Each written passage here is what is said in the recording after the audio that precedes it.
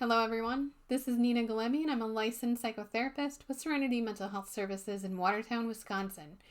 And one of my specialties is helping people overcome trauma. So earlier this week, I was talking with a highly insightful, just incredibly human being. And this person let me in on an epiphany that they recently had, that the impact of their family of origin and how they grew up was much greater than they previously gave credit for. So they said this statement that when I was growing up, love was metered out. And I was just blown away by the power of that statement. So I wanted to bring some of these ideas here for you today. And this video is called When Love is Metered Out, Growing Up in a Toxic Home. So aside from basic food and shelter and safety, one of the most important things that a child needs for appropriate healthy development and the capacity of generating an authentic self and experiencing everything that this life has to offer is experiencing love. And maybe we could term that, for the purpose of this video, appropriate psychosocial nurturance, so that the brain can develop appropriately. So there are different functions within our brain and different parts of the brain that turn on when we have certain stimulation. And the brain requires that type of stimulation in order to develop appropriately. So if in early childhood there are certain phases that need to be progressed through in order for the child to develop appropriately, and if they are missed and those parts of the brain are not turned on, you can have lifelong disabilities, so to speak. And this obviously exists on a continuum. But in case you don't believe me yet, I want to show you this. So there is this thing called failure to thrive. And there's an organic failure to thrive, which is due to a medical condition. So your needs are not being met medically, you're not getting the nutrition, severe states of neglect. This one is pretty obvious, and then the child's going to die. Well, there's also what's called non-organic failure to thrive, which is also called psychosocial failure to thrive. Now, with psychosocial failure to thrive or non-organic failure to thrive, the child has not met those appropriate developmental milestones due to psychosocial neglect. So you can also die from this as well. And I highly suggest that you continue to do some more research on this one. But for today's purpose of this short video, we're going to be talking about how psychosocial neglect exists on a continuum and how you can look out for some of the signs even in yourself. And one of the biggest signs that you can look out for is you keep on falling into abusive relationships. And those might not just be physically abusive relationships, but they could also be emotionally, verbal, just generally psychologically abusive relationships where you're being neglected. Now, we'll get into people pleasing or fawning in just a minute, but with these psychologically abusive relationships, you have been primed in early childhood to recognize that a certain amount of pain or chaos has to exist in order for you to think you're feeling love or experiencing love. So in highly chaotic families of origin, or when you don't know, there's not a lot of consistency, you don't know what love is. Love is given out at certain times and not at others. You might find yourself repeating that same pattern until you're healed. And so what has happened really is that your attachment system has paired the reinforcement of a parent giving positive attention, or really any attention sometimes, with the sacrificing of the self. And that's a highly painful place to be in, and it's one that will continue to be replicated until you are healed. So I'm sure that you've heard of the different nervous system responses to scary things or trauma or overwhelming things. Trauma is anything that overwhelms our capacity to cope or our ability to cope. So you have flight, fight, freeze, and what I want to bring to your attention today is fawning, which is intense people pleasing, for lack of a better term. And what you're trying to accomplish here is that in order to feel safe, you need to make the people that you depend on happy in some sort of way. So by doing that, you have to play into their delusional sense of reality, and you unwittingly reinforce that abuse pattern there. So unfortunately, people carry this people-pleasing with them throughout their lives because that has become woven into their attachment system, the way that they interact with other people that are significant to them. So they'll fall into situations where they can make everybody else happy, but not themselves. And they feel this chronic sense of emptiness or loneliness. And then there's this frustration that I can make everybody else happy, but I can't make myself happy. So what's going on here? So that's another sign that perhaps you grew up in a home where this is a contributing factor to your development. So again, the attachment system here has paired love with pain, and that's what we call a trauma bond. And a sign, going back to those highly intense relationships, that you are experiencing a trauma bond is you're in a relationship where there's kind of this cycle that just happens again and again and again, and you can almost predict it. You can sense when it's going to happen, when the next crisis is going to occur, and it's highly chaotic, perhaps much like the environment that you grew up in. And unfortunately, with the trauma bond, it's going to be replicated from relationship to relationship until you're healed.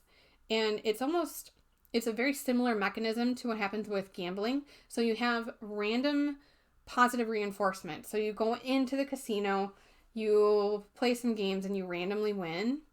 And that's kind of like when you find yourself with an abusive partner, they will randomly meter out some of that positive attention or love. But as we know, that's not what real love is. And this is one of those things that defies logic because it's a trauma bond. It's not something that you can logic your way out of this. Definite healing has to occur. And how can you tell if your upbringing has been toxic or not growing up? Well, that's such a highly subjective unit of measurement here, but there's some absolute patterns that we can look out for. So I have up here the still face experiment for a reason, and I'll get to that in a second. But one of the ways that you can tell that your environment growing up is very toxic was obviously things are being done to you, or there's situations being permitted by your parent, and there's no remediation happening. So if your parent wounds you or hurts you, there's no apology going on. So one of the signs is that there's no restoration. And so I highly recommend that you Google the still face experiment and watch that short 2-minute, 3-minute, whatever. It's a very short video. And what they did was they took a baby, and it can be kind of heartbreaking to watch, but it's short and it's okay. But they took a baby and a mother, and you can see this starts in the top left panel where the mother is interacting with the baby in a normal manner. She is kind of cooing to the baby and having fun with the baby, and the baby's obviously used to this pattern of behavior because it's predicting it and it's attempting to elicit that response from the mother. And the mother's showering the baby with love. Well, at a certain point, you can see in the middle left panel there, the mother's face goes completely flat. So flat affect. There's nothing going on. And so she essentially withdraws all of that love and that positive attention. And so the baby in the middle right panel there starts to try to elicit that same old pattern again, and the mother's not responding. So still face. And this is incredibly painful to the infant, and this is registering as pain.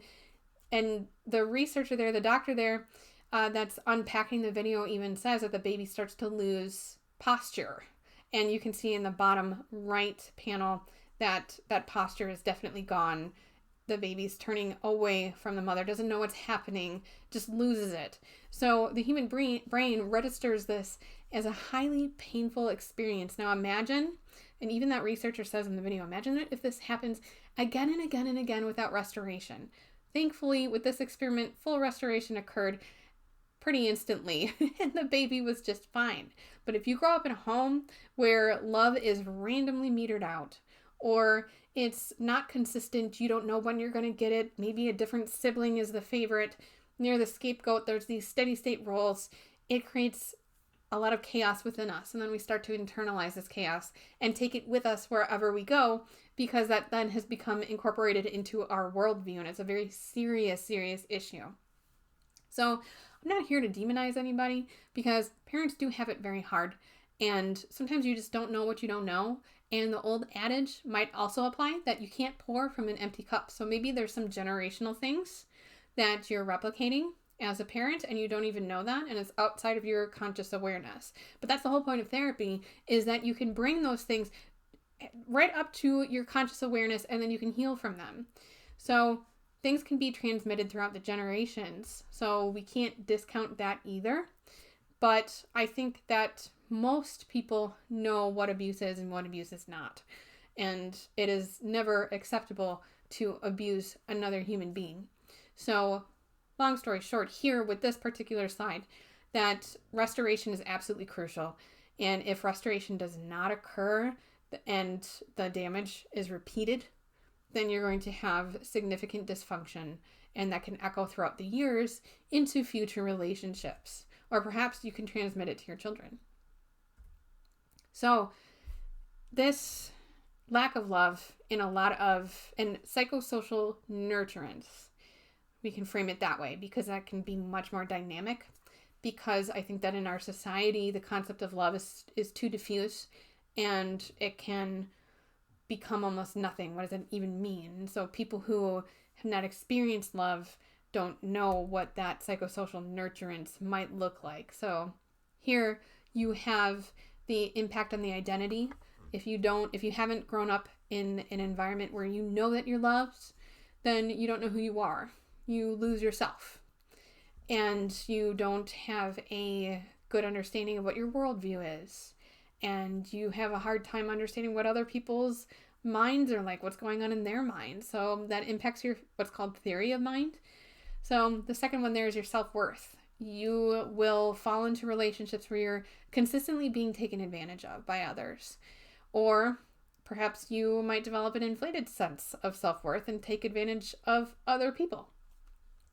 Either way, number 3 here, your healthy ability to experience relationships or connections with other human beings has been significantly compromised. So when you don't know what love is, you don't know how to identify it. You don't know how to spot it in other people. And this also impacts your free will, or we could call it self-agency. Your understanding that when you enact an action in this world, that there will be some sort of change that results. So unfortunately, when you grow up in a place that overwhelms your ability to cope, so meaning that it's traumatic, you learn that any attempt that you have to make a change in any capacity is not going to be recognized. It's going to be futile. So people who grow up in traumatic homes, which could be psychologically traumatic, not necessarily physically traumatic, they grow up with an understanding that when they try to change something, either about themselves or their environment or what have you, they protest against the abuse, nothing happens. And this is something that is, again, replicated in future relationships. So they feel like it's pointless, and they adopt this sense of futility that echoes within them, that nothing will ever change. It's hopeless. So they lose hope. So we can unpack these for a long time. But either way, number 5, positive self-regard. We can also call that self-esteem. This can also be heavily impacted, and obviously this one is intertwined with all of the other ones. But if you don't have a good sense of self-esteem and self-worth, number 2 up there, and you don't know who you are, and you don't think that anything you do will make a change, that's a pretty hopeless place to be. So obviously we can see that there's psychological issues that can result from this, like depression. Some people escape into a whole other world, and there's addiction. There's all sorts of things that can result from this type of neglect growing up.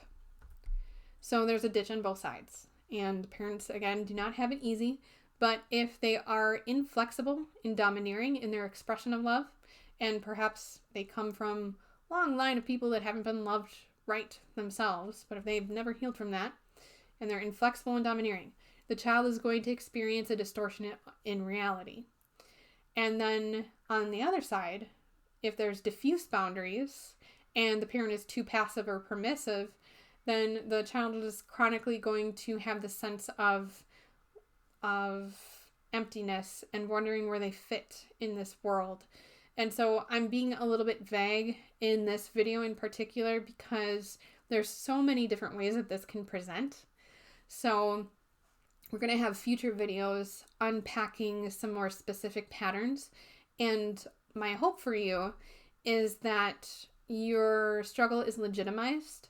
So even if you are fully functional by society standards, so meaning you have a family, maybe you have a job and you can hold down jobs and you're not going out and abusing other people, you can still be significantly impacted by this dynamic that when love is metered out in your house in an inappropriate way or there's strings attached.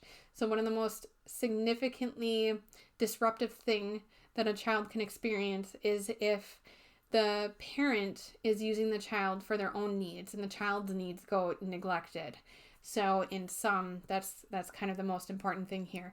So if you see yourself in any of the things that we discussed here today, please feel free to reach out, and you can check out our website at serenitytherapyclinic.com and give us a call or email a clinician there.